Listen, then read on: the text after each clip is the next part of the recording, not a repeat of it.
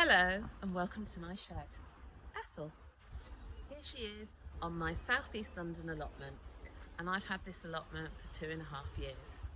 So, shall we take a look inside?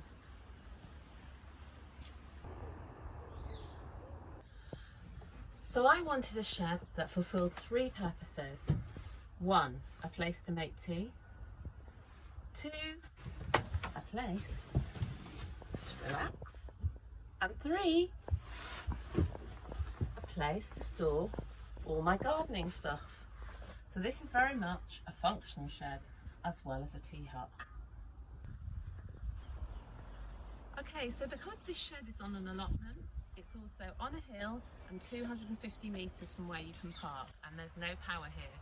So I went for a flat pack shed, which I got in the sale, and I painted it a nice dark green with sage edging. And I've used that sage throughout the rest of the plot.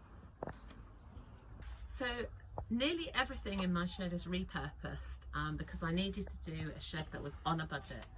So we have things here like my dad's old workshop drawers where I can store seeds, tools, all sorts of gardening stuff, repurposed camping stove for making a nice cup of tea, a junk shop find cabinet, 1950s cabinet, and pretty much everything else in here is things that I've either been given or picked up on the cheap.